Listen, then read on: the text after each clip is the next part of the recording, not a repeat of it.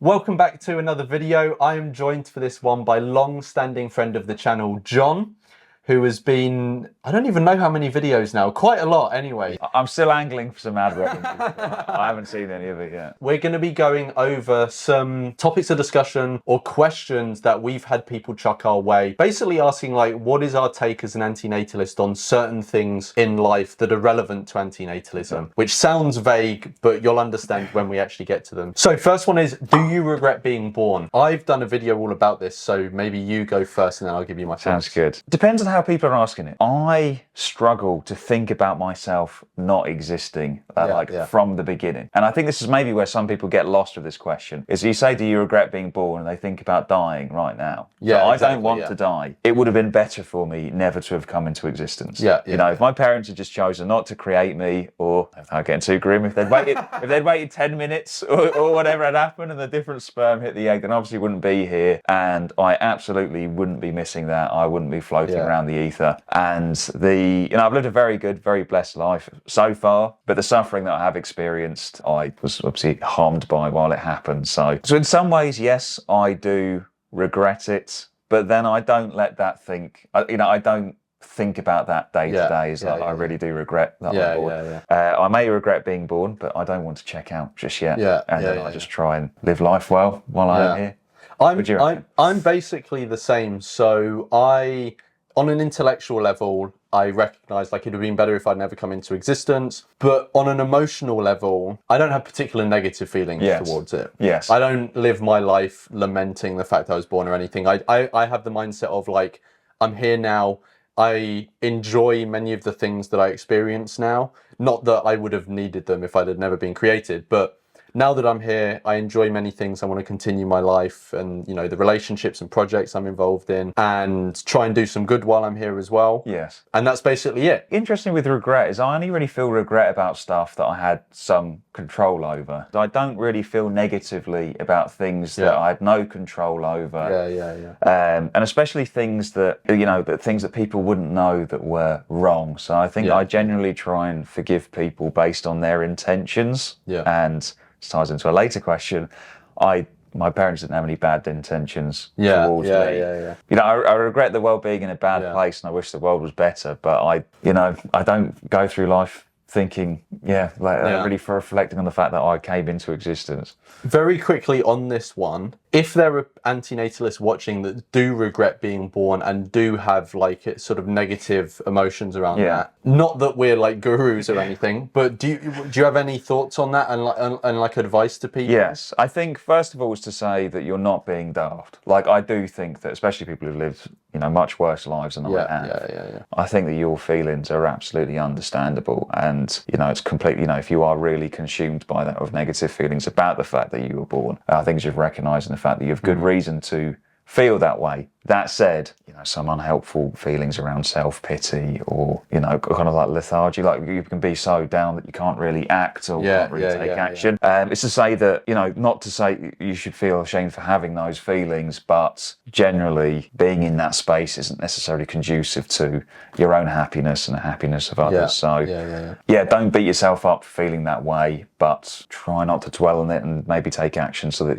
it doesn't cripple you. Okay, number 2 is, should you celebrate your birthday as an antinatalist? And I guess this is kind of, should you celebrate your own birthday and others as well? So I've never been a big birthday person anyway, even before I was an antinatalist. So when I say not a big birthday person, obviously I recognize I have a birthday, but I've never been someone to like host a big party or have a birthday week or birthday month or any of this sort of stuff. So it's never really been a big thing. I wouldn't lie and say that I don't enjoy having a tiny bit of fuss, like a cake or whatever. Who's going to turn down free cake and presents and stuff like that? So I'm not saying it's negative, but any celebration, especially now I'm an antinatalist, any celebration that is based around my birthday is more just for cultural reasons, and it's mostly for other people because they want, like family who want to celebrate it and mark it and stuff like this. Personally, I think as an antinatalist, if you want to celebrate your own birthday, it's a bit like celebrating Christmas as an atheist. Just see it as a cultural maybe even consumerist if you want to go that far, sort of celebration. And it's just the time to spend time with people you like, do things you like. I don't think you necessarily have to frame it as celebrating something that is ultimately negative and trying to stage some sort of protest against your own birth.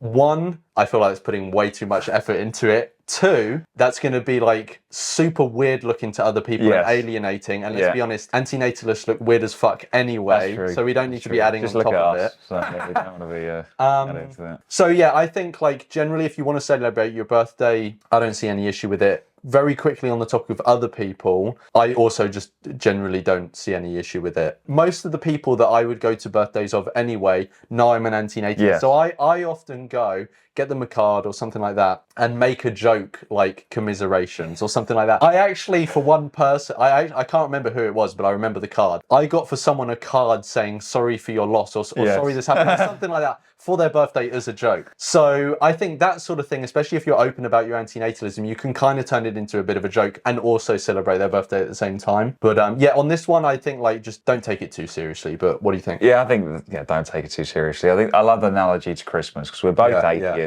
I don't go into Christmas thinking about, is it true that Jesus was born? If so, would it be celebrated? It's an excuse to do nice things, to spend time with people that you love, eat lots of nice food, to exchange gifts. And I view a birthday exactly the same way. It's an excuse to do something nice and spend time with people. Certainly when I have birthdays, and mine's coming up in about a month or so, I'm not thinking about me being born. I'm about to turn 30 and I think, God, I'm old.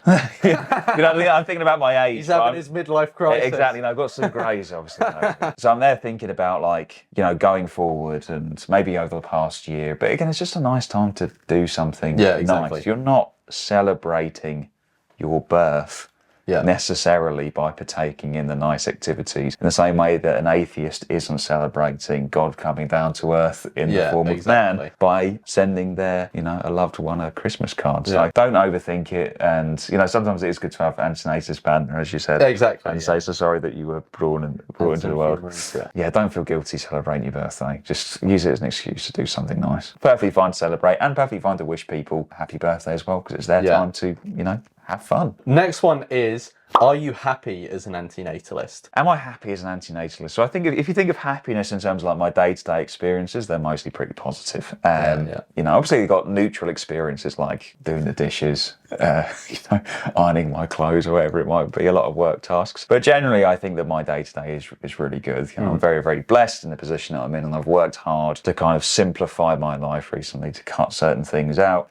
You know, social media was a big blessing of mine. You know, focus on a few things that really make me happy and not try and do too many things. Existentially, as we talked about with regretting being born, it'd be better off if I had never come into existence, but I don't want to die. By trying to do good in the world, you know, do good in the world by going vegan and using my career and donating. I am reminded on a daily basis about all the suffering in the world. The world is not an ideal place. But again, there are ways to think about that are productive and ways that are not. So thinking about where I want to donate my money or what I want to focus my time on, where I have the opportunity to alleviate some suffering, then it's really helpful to think about the amount of suffering in the world.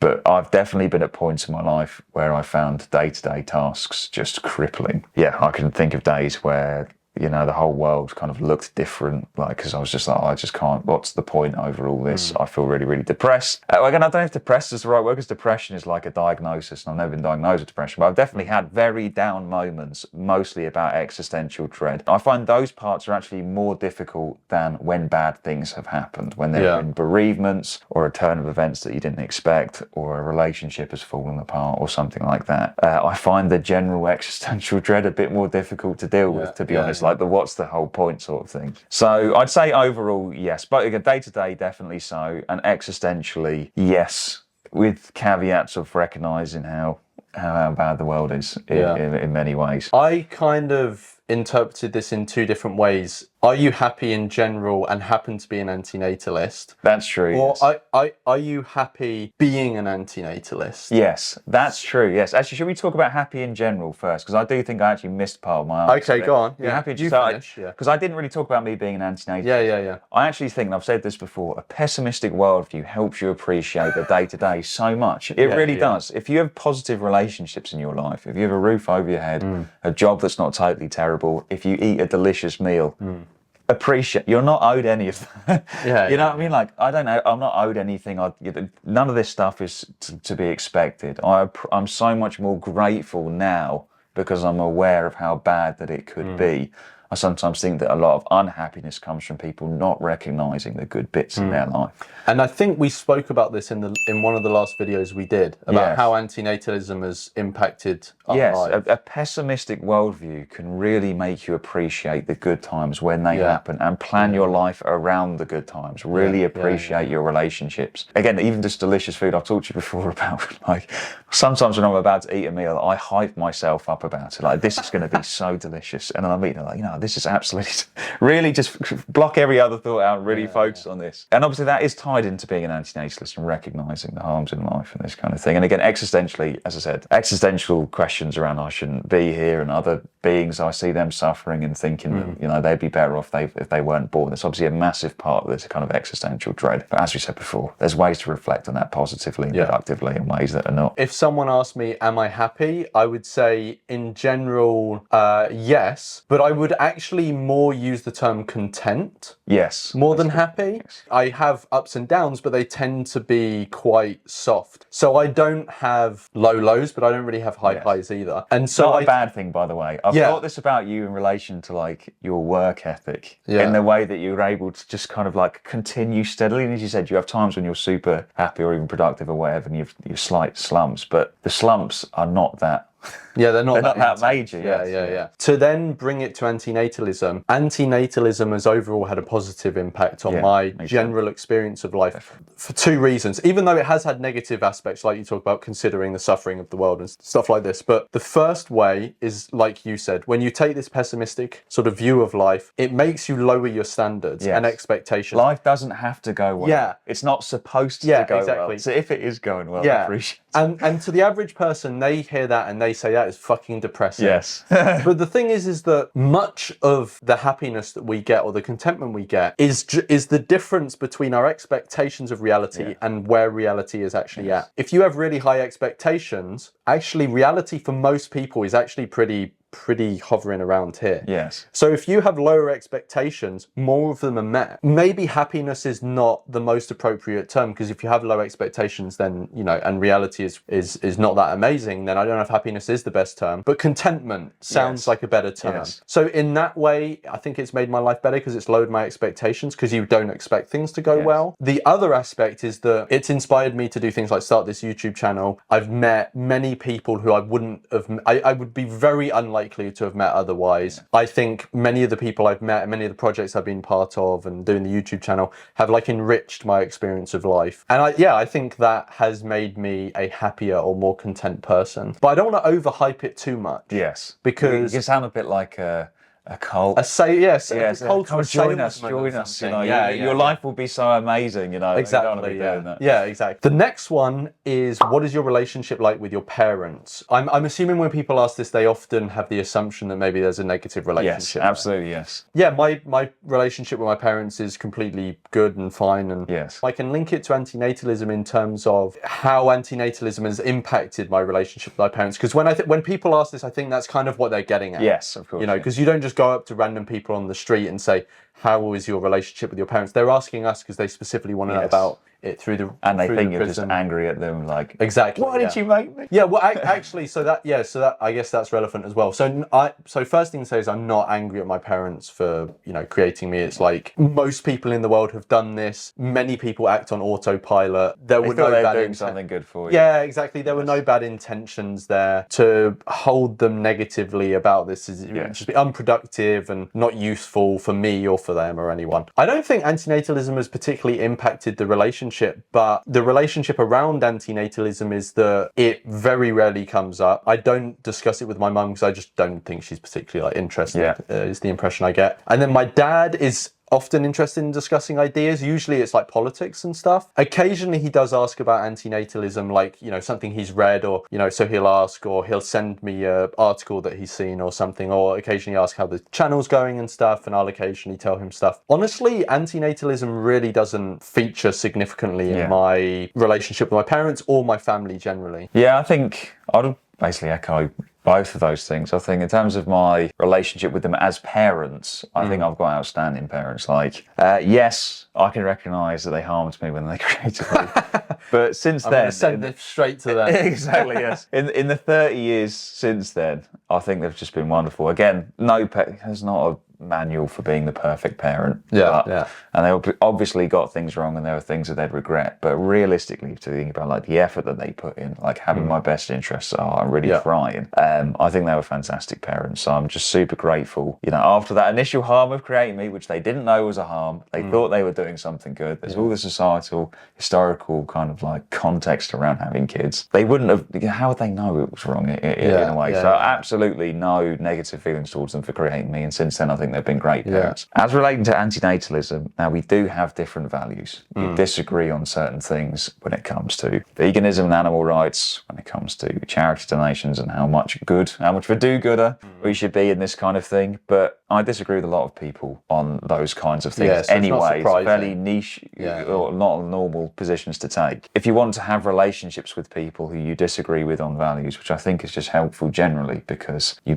don't fall into an echo chamber. This is just one more thing. They know that I'm not going to have children. I tend to avoid questions about doing good and making the world better, etc. with my parents because especially the vegan topic, it's going to just create friction. Like I will maybe tactfully talk about it from time to time if it comes up, but you know, not arguing about it anymore. It's not the best way to convince someone. And again, but they are my parents. Like we're not friends in the sense of like I choose to spend time with you. I could easily cut you out. Very misguided. Absolutely terrible. Clearly a bad judge of character. But our relationship is based on the fact that we are biologically related. So they will always be my parents, regardless. I think they did a fantastic job as parents. Yeah, I think it's fine. Again, we don't talk about antinatalism. They know that I'm not going to have children. And I think that's enough. So the next one is, do you congratulate pregnancies? Yeah, well, it's actually topical because a friend of mine told me that his wife is expecting twins just a few days ago.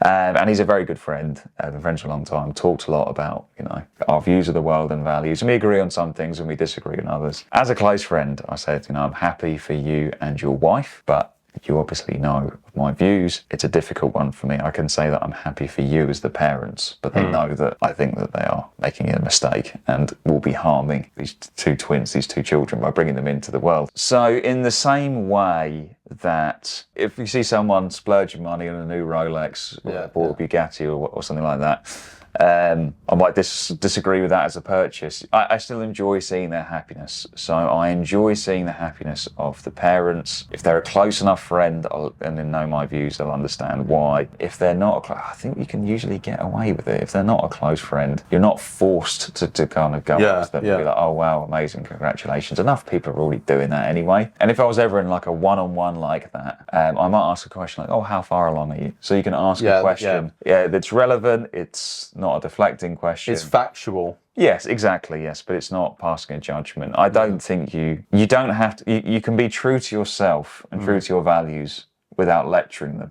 Without creating conflict. And that's when someone's just told you they're pregnant, that time is not the time to start going into antinatalism because they're not going to be receptive. They've just told you something anathema to antinatalism that they are excited about. Yes. So if it's someone who didn't know my views, I might ask how far along they were. If they then challenged me and said something along the lines of, oh, you don't sound very happy or something like that, then I would say something like, I have certain views about, and they don't know my views, I have certain views about having children. I'm not choosing to have children myself.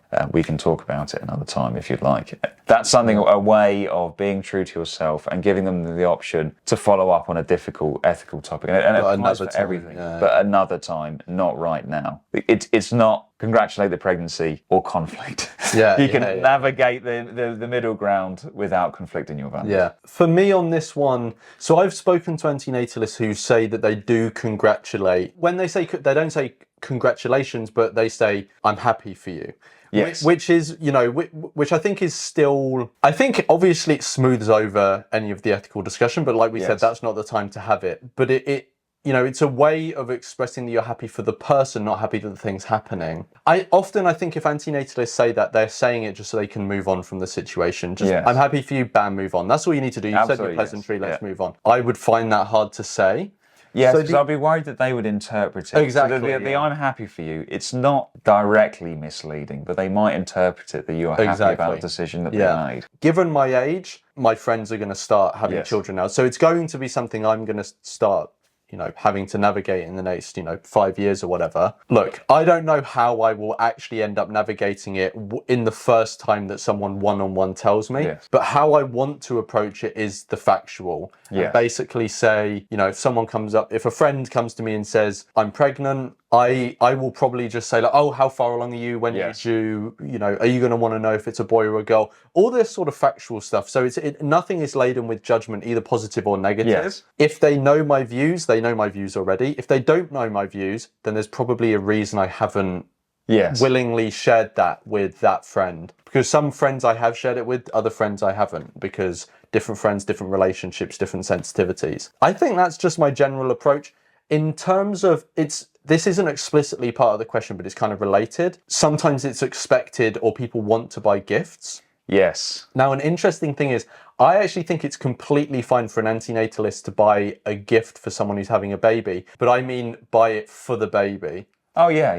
I think if you buy a gift for the people who are doing the creating, that seems to be not in accordance with yeah, exactly. But if you buy a gift for the child, I think that's basically just buying a gift for someone else. Yes, isn't it? Because they didn't choose. Yeah, exactly. They didn't choose to come into existence. So, and also, you do want to wish the child well. Yes. I mean, if you're framing it in an antinatalist way, they're the victim in this situation. Yes. So, if there's anyone you want to try and benefit in some way, even if it's something as small as just getting them a toy or something for them to play with, that seems to me perfectly in accordance with antinatalism. Absolutely, yeah. Cool. And the last one is, what are your experiences dating as an antinatalist? I don't have massively extensive experience dating since being an antinatalist, but all I would basically say on this one is that my approach has tended to be that I will bring up the topic of ethics around procreation or just whether they want children or not, generally pretty much in the first or second date. So when you meet a girl at the bar, you're like,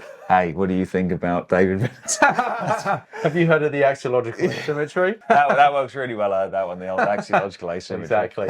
Also, I just want to say, disclaimer, in no way are either of us saying that we are good, advice givers on dating. It's like, we are by no means in the top echelons of daters. But yeah, generally my experience, what I've done is I've brought it up in the first or second date. And I've found that when I have brought it up, it tends to not really be that much of an issue. Yeah, and that, to be honest, I don't really know how much I can elaborate on it. It just, in my experience, it hasn't really been that much of an issue. Obviously, if they're like rabid, I want to have a child, it's not going to work out. So. You don't want to waste people's time. Exactly. Like, I think it's really, it really surprises me. Like, people get married without talking about children sometimes. I've got people who are in long-term relationships. I've got a friend who's in a 9-year relationship, and I ask him, do you want to have children? And he's like, I don't know. He said bringing it up first or second date is really important. You don't even necessarily have to agree on it, but if it's like hardcore, yes, absolutely want to have children, don't waste people's time. Yeah. Obviously, dating preferences is completely up to the individual, but generally, in my eyes, for an antinatalist, obviously it's ideal if you agree on the ethics. Yes. But as long as the person doesn't necessarily want to have children, or they're open to adopting and you're open to adopting, that's really all you need. Yes. Obviously, it is nice if they align on the ethics, but antinatalist beggars can't be choosers. Yes, let's be honest. Like, there aren't many, and we're spread out across the world. So, Just from my own experience, I haven't been single as an antinatalist. So I've been with my partner for a long time, since I was 22, and before I was 22 and was single, I didn't know about the topic of antinatalism. Although interestingly, my now wife has always been against having children for just personal kind of aesthetic reasons. She's never wanted children. I don't know why. She seemed to be not born with the maternal kind of gene. After we've been dating a couple of years, I thought, well, we're in our, we're 24, I think, at the time. So if this continues, and I was trying to think of reasons we might split up. I was thinking, well, she's pretty adamant that she doesn't want to have children. It's been that way for a long time. This might actually be one of the reasons that we would split up, because I couldn't really see any others. But I was thinking, if I do want to have kids, if I get to my late 20s or whenever and start thinking I want to have children, this could be a good reason why we split up. And certainly being with her, I was starting to be more open to the idea of not having children. But it actually worried her a little bit, because she thought that she was potentially taking me away from what I ultimately wanted, because I'd like to be with her, if that makes sense. Yeah. But then I came across antinatalism, and honestly, a big part of me, and I worry less about this now because it's been so long, I've really kind of explored the ideas. A part of me did wonder if it was like motivated reasoning. Yeah, it's saving my relationship. Exactly. I was like, not just that, but I was already vegan. I was already thinking of not having children to donate money to charity. I was already concerned about wild animal suffering, so I knew there's a lot of suffering out there in the world. So I was really very low-hanging fruit when I first came across the topic of antinatalism, which had been in early 2020. Having explored the topic a bit more and talked about it extensively with my wife, and a couple of years later at 27, we really said, okay, I think this is, we are the ones to be together in the long term. And by that point, I didn't have the fear of that we would split up over having children. I've been an antinatalist for a couple of years. Is my now wife, is she an antinatalist? She certainly agrees with some of my reasoning around no one wanting to be born, about suffering and this kind of thing. She doesn't go by the label, but she's very pragmatic. So she's like, right, we're not having kids. We're together. We're a married couple that are not having children. What next? Rather than pondering. I would be interested to hear from people who became antinatalists who are in a long-term relationship and it actually soured the relationship. Yeah, I do actually know of a couple of instances of that. Yeah. So I'm also in a relationship, and I don't think she would publicly wear the label. She generally understands the arguments. I think she sort of supports the sentiment to some extent. Yes. Maybe isn't as far into it as we are, and maybe has some sympathies outside it. But yeah, in general, it's kind of like you don't need to be totally ideologically aligned with someone. Absolutely. You can, as long especially as the actions align. Exactly. Yeah. Yes. As long as the actions are aligned, because those are the things that will actually rupture or are more likely to rupture a relationship. Because obviously ideological differences can rupture a relationship, but they don't have to. Whereas, very practical things about whether you want kids or not, that's a big one. Leave any reactions you have to things we've said, but also your experiences and ideas on any of the questions below. Maybe but definitely I will see you in the next one.